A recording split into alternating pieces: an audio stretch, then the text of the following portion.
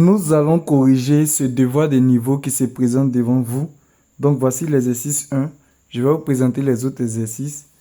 Donc, voici l'exercice 2. Vous pouvez faire capture pour voir un peu. Exercice 3 et exercice 4. Exercice 5 ici. Et puis enfin, exercice 6. Nous allons commencer par l'exercice 1. On nous demande d'écrire sur ta feuille de copie le numéro de chacune des affirmations ci-dessous, suivi de vrai si l'affirmation est vraie ou faux si elle est fausse. Donc, nous allons écrire exercice 1. Le degré du polynôme 3x exposant 4 moins x carré plus 2x plus 8 plus 2x exposant 5 est 4. Cette affirmation-là est fausse. Donc, je vais écrire petit 1, faux. Maintenant, on va expliquer pourquoi cette affirmation-là est fausse. Ici, dans la question, on parle de degré d'un polynôme. Quand vous avez un polynôme là, vous regardez les exposants de différents monomes. Les exposants, ce sont les nombres qui sont au-dessus ici. Donc ici, on a 4. Donc on a exposant 4. Ici, on a exposant 2. Ici, où il y a x là, ils n'ont rien mis, mais sachez que c'est comme si c'est exposant 1. Ça va ici là, c'est comme si c'est exposant 1. Si vous voulez, j'écris pour vous, comme c'est explication. Ici, c'est exposant 1. Ici, il n'y a pas de x. Quand il n'y a pas de x, c'est comme si c'est exposant 0. Maintenant, ici, vous regardez, ici, on est exposant 5. Très bien.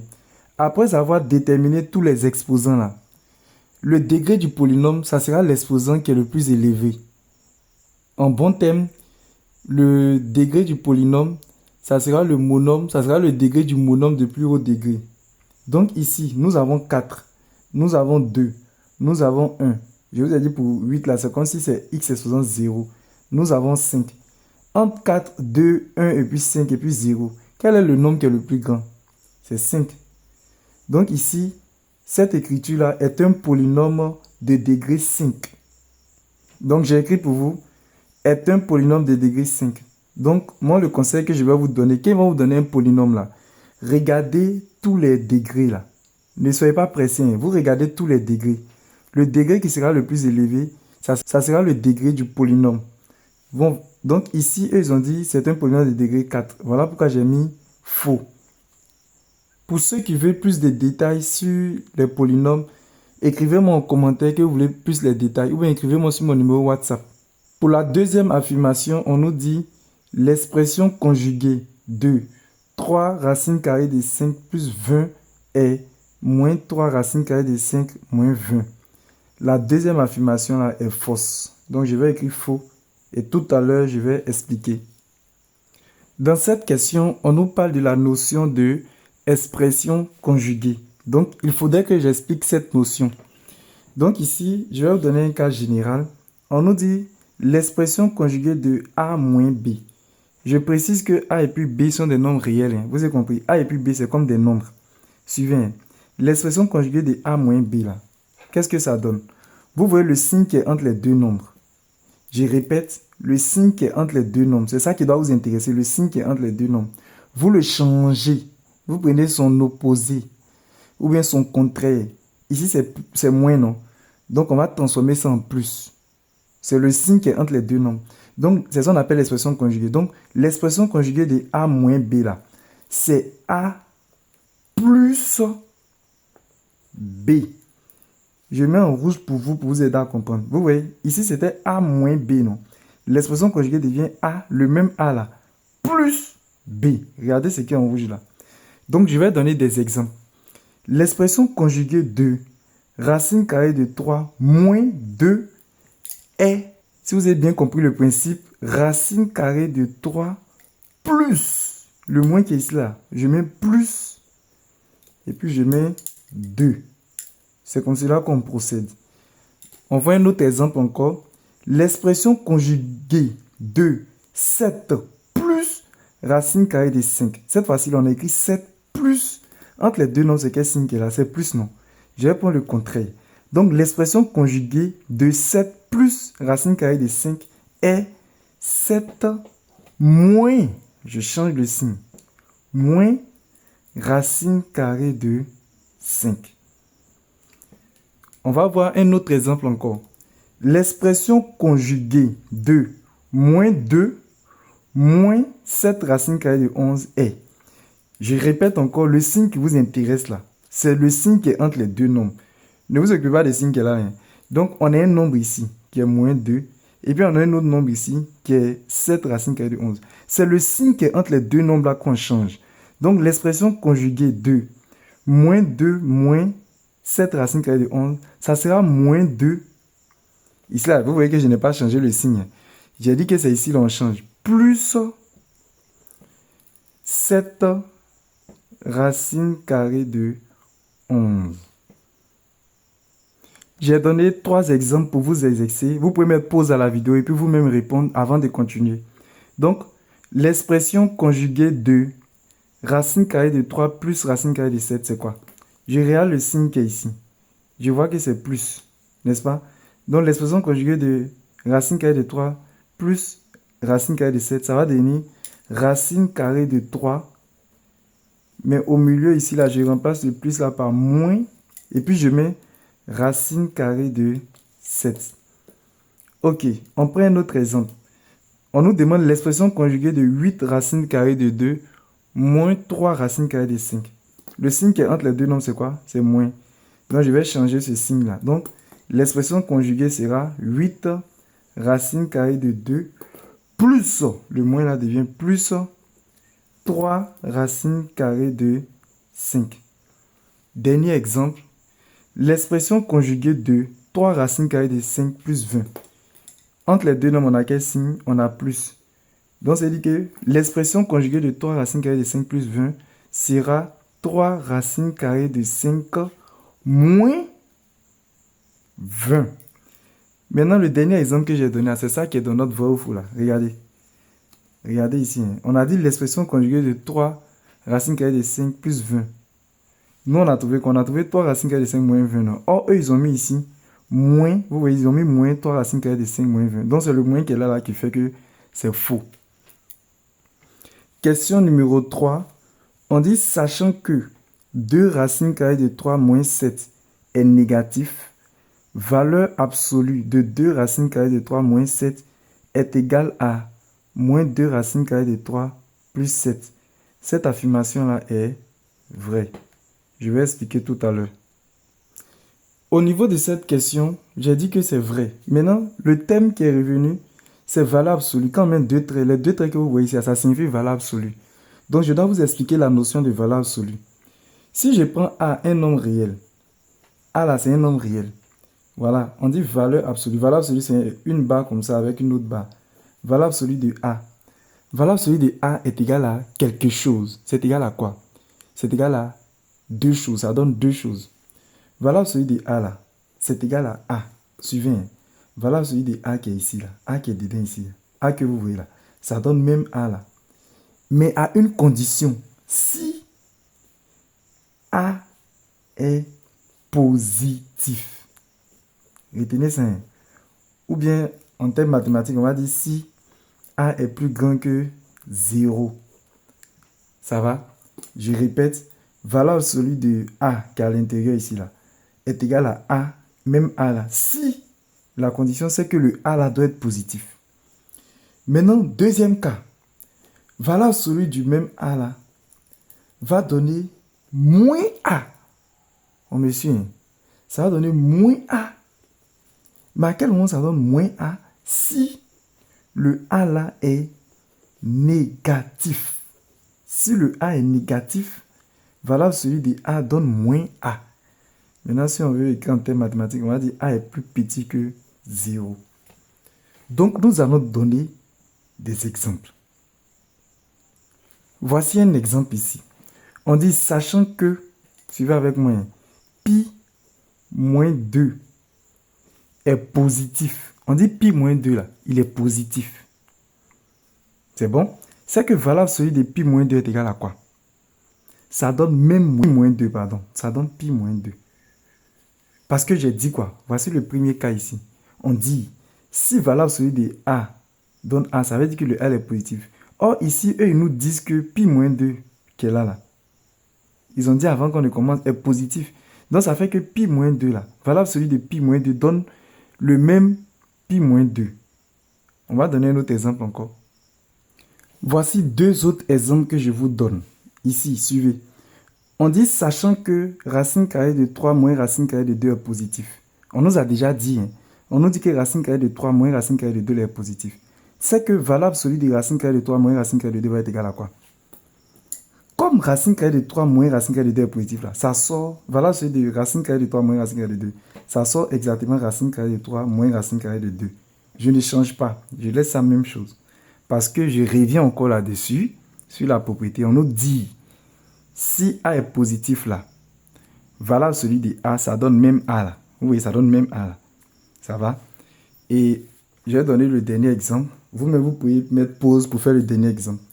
Sachant que 11 moins racine carrée de 5 est positif, c'est que valable celui de 11 moins racine carrée de 5 donne quoi? Ça donne le même 11 moins racine carrée de 5. Maintenant, suivez cet exemple. C'est l'exemple du deuxième cas là. Je répète le deuxième cas. On dit valable celui de A là. Ça fait moins. Il y a un moins qui sort ici. Moins A si A est négatif. Ok. Voici un exemple ici. On nous dit sachant que pi moins 5 est négatif. C'est eux qui nous ont dit. Hein, ils ont dit que pi moins 5 là est négatif. C'est que valable celui de pi moins 5 là. Suivez. Hein, ça sort moins. Vous ouvrez parenthèse. Et puis vous mettez pi moins 5 maintenant. J'envoie A là. C'est ça qui est pi moins 5 là. Donc on met moins, vous ouvrez parenthèse, vous mettez le A. Maintenant le moins que vous voyez ici, il va rentrer dans la parenthèse. Or, quand le moins rentre dans la parenthèse, il change tous les signes. Donc ici on aura moins pi. Si on veut supprimer la parenthèse, on aura moins pi. Le moins là vient ici, il vient changer le moins qui est ici aussi. Il va faire ça. Plus 5. Maintenant, ça là, si on veut écrire ça de façon plus jolie, on va écrire 5 moins pi. C'est la même chose. Je mets 5 d'abord, et puis après, je mets moins pi. Ça va, non? Du genre, j'écris 5, après, je mets moins pi. Donc, ça fait 5 moins pi. Donc, quand pi moins 5 est négatif, c'est l'équivalent de pi moins 5, ça fait moins, entre parenthèses, pi moins 5, et voici le résultat final. On va voir un autre exemple encore. On dit, sachant que racine carrée de 5 moins racine carrée de 7 est négatif. Négatif.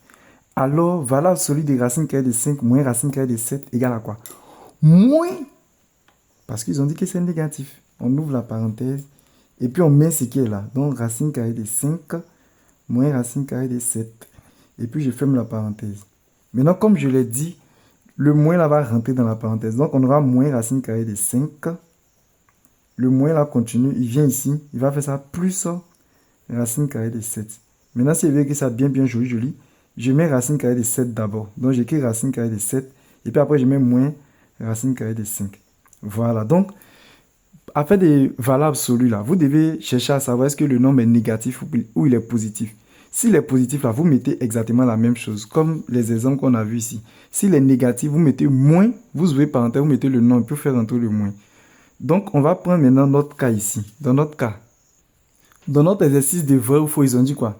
Ils ont dit, sachant que 2 racines carrées de 3 moins 7 est négatif. Donc, j'ai réécrit ça ici. Hein. Sachant que 2 racines carrées de 3 moins 7 est négatif, valable absolu de 2 racines carrées de 3 moins 7 égale à quoi? Nous-mêmes, on va faire ça. Donc, on a dit que celui qui est ici, il est négatif. Donc, on met moins, on ouvre parenthèse, et puis on met le nombre là. Donc, ça fait 2 racines carrées de 3 moins 7. Qu'est-ce que le moins va faire? Le moins va rentrer dans la parenthèse. Donc, on aura quoi? On aura moins 2 racine carrée de 3. Et puis, le moins là vient ici. Où il y a moins là? Ça fait ça plus 7. Voilà ça ici. Oh, ils ont trouvé la même chose. Voilà pourquoi j'ai dit que c'est vrai. Ça va? Nous allons passer au petit 4. Petit 4, on nous dit l'expression littérale 3x sur x moins 1 est une fraction rationnelle. Ça, c'est vrai. Maintenant, pourquoi c'est vrai? C'est quoi on appelle une fraction rationnelle? Nous allons rappeler la définition d'une fraction rationnelle. Donc, une fraction rationnelle est une fraction. C'est une fraction dont le numérateur est un polynôme. Et puis, le dénominateur est aussi un polynôme. C'est quoi on appelle une fraction? On a vu ça depuis la classe de primaire, mais primaire. C'est quand vous avez, par exemple, un nombre sur un autre nombre. Ça va? Maintenant, B est différent de 0. Je précise, B est différent de 0. Donc ici, ce qui est au-dessus là, on appelle ça le numérateur. En haut ici là, c'est le numérateur. Voilà. Et puis, en dessous, c'est le dénominateur. Très bien. Exemple. Je vais donner un exemple que tout le monde connaît par exemple. On a 2 sur 5. 2 sur 5, c'est une fraction. 8 sur 9, c'est une fraction. C'est bon. Maintenant, quand on dit fraction rationnelle, ici par exemple, quand il dit 2 sur 5, 2 c'est un nombre que nous tous on connaît. 5 aussi, c'est un nombre entier naturel. Mais quand on dit rationnel, fraction rationnelle, c'est que le numérateur, regardez ici par exemple, le numérateur c'est tout ce que vous voyez en haut ici là. Le numérateur, vous voyez, c'est un polynôme. Et puis le dénominateur aussi, celui qui est en bas ici, c'est un polynôme. C'est ça qu'on appelle une fraction rationnelle. Ici aussi, le numérateur est un polynôme. Et puis le dénominateur est aussi un polynôme. Donc, comme le numérateur est un polynôme, et puis le dénominateur aussi est un polynôme, on appelle ça une fraction rationnelle. Voilà. Donc, dans notre cas, par exemple, dans notre question, là, regardez. Ils ont donné, je vais écrire pour vous, ils ont donné 3x sur x moins 1. Ça. Donc, quand on regarde bien, le numérateur, c'est quoi? C'est 3x. 3x, ça, c'est un polynôme. C'est vrai que c'est un monôme, mais tout monôme est aussi un polynôme. Donc, ça, c'est un polynôme. Et puis, en bas aussi, c'est un polynôme. Donc, on a un polynôme sur un polynôme. Donc, ça fait que ça donne une fraction rationnelle. Dans la prochaine vidéo, nous allons attaquer l'exercice 2, qui se présente comme suit. Voici l'exercice 2 que nous allons résoudre dans la prochaine vidéo. Voici l'exercice 2. Moi, c'est Monsieur Soumaro. Voici mon numéro WhatsApp. Pour tous ceux qui veulent avoir les corrigés des sujets de BEPC de 2025 jusqu'à 2015, donc comme vous pouvez le voir, j'ai écrit BPC 2025, 2024, 2023, 2022 jusqu'à 2015 en vidéo. Voilà, ce ne serait pas des fichiers PDF, mais ça serait en vidéo.